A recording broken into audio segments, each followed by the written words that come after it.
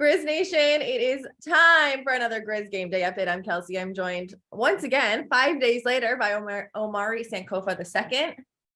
We saw you 5 days ago. How have you been? Everything's good? I've been good. It's been a long week for some reason. It feels like that happened like a week and a half ago, but it was only 5 days. So not even 1 week. We get to see each other's faces once again, and it is time to talk about the Grizzlies taking on the Detroit Pistons for the second time this season, second time this week, and the final time this season. 7 p.m. tip tonight. I'm going to start off with injury report. Desmond Bane, since the last time we spoke, Desmond Bane, there was an update that he is going to be out another 3 to 4 weeks, which is super unfortunate for Grizzlies fans. And then for tonight's game, Jake LaRavia is still doubtful. Steven Adams is questionable tonight. But last time these two teams played, like we talked about less than a week ago, Steven Adams didn't play as well. Brandon Clark started in his spot and had like a phenomenal game, 14 rebounds, 14 points. The Grizzlies took that one by 10 points. Ja Morant had 33, 10 assists. Jared had 22. Dylan had 22. It felt like everything was just firing at the all cylinders. But that game showed a lot of really good stuff, Omari. Like the Pistons were in it until the very, very end. And I don't think a lot of people would have necessarily had them in it, especially with Cade out. What did you like about the game 5 days ago against this team?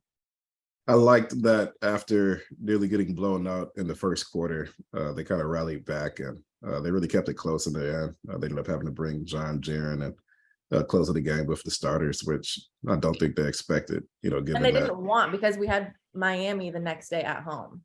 Right. So it was a game where, ideally the Grizzlies are able to kind of take care of business early and then get the rest of the night off. And the Pistons were like, no, we're actually going to keep fighting and competing. And I think they cut it to like 11 or 10 or 9 in like the final few minutes. And, not close enough to really complete a full comeback, but enough that the Grizzlies really had to put their foot back on the gas to close it out. So it was one of those games where if the first, I think, 8 or 9 minutes went a lot better for the Pistons, they probably could have either won or kept it going down to the wire all the way through.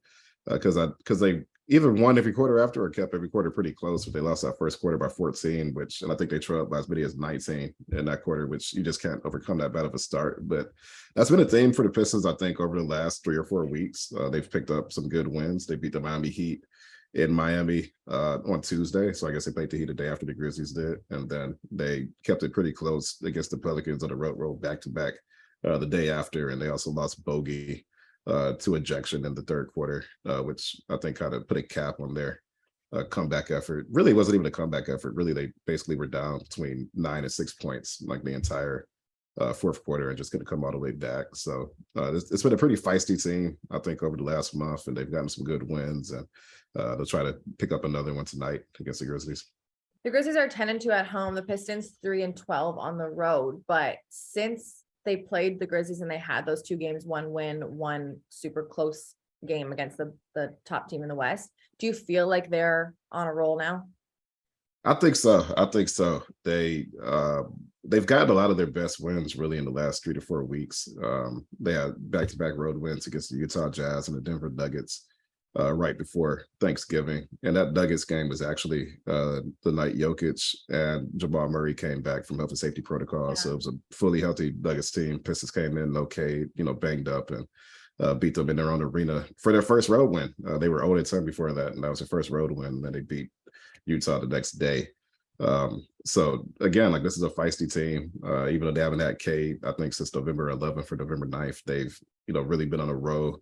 Guys are clicking, they're playing unselfish basketball. They still can't defend, but a lot of their wins have been shootouts. They even went down to the wire against the Phoenix Suns on the road the other week. So if that trend holds, it should be a pretty competitive game tonight. But, of course, we saw Ja Morant kind of go crazy on Sunday, and Jaren Jackson Jr. is averaging like 3 blocks a game. And just up top, I think this Grizzlies team is a lot better. So it's definitely going to be, I think a competitive game, but the Pistons will be at a disadvantage.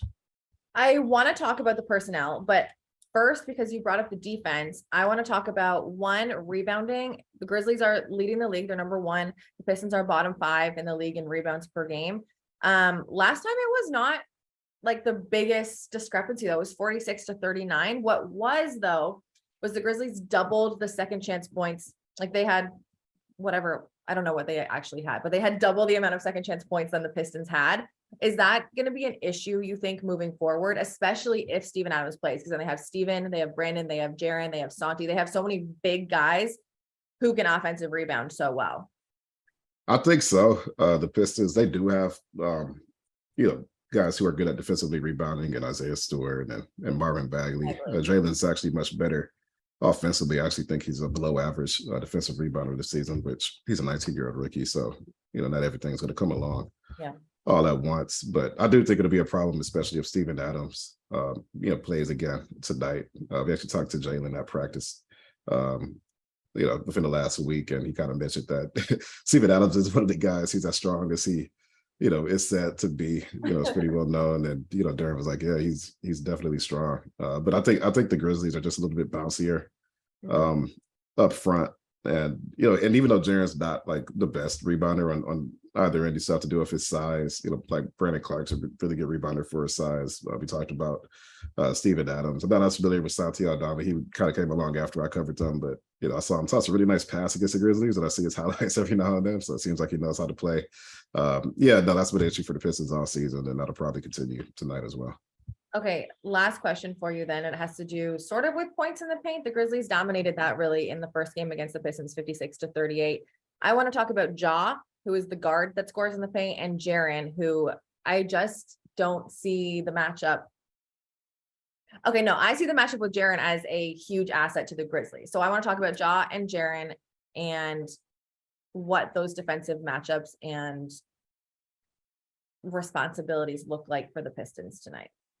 Yeah, so I think Ja was a mismatch for anyone, and you know, he's one of the best in the league at scoring in the paint. Like I think he's coming off a triple double that made him the franchise leader in Grizzlies triple doubles. Like, you know, he's feeling it.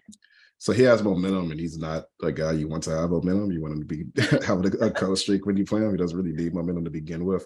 But just his ability to get downhill, and then you have Steven Adams, who sets those extremely hard screens to get him free.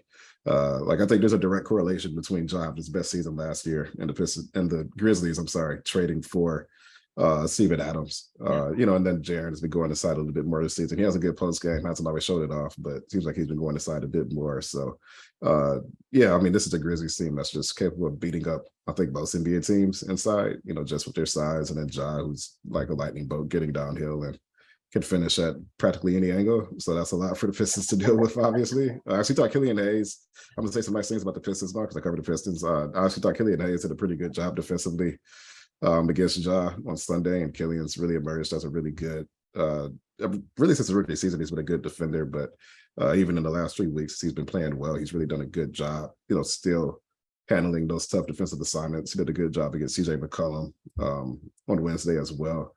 So he'll have his hands full against Ja, and then you have the big man rotation, you know, Isaiah Stewart. I'm sure we'll have to contend with Jaren. And he's pretty undersized though, no?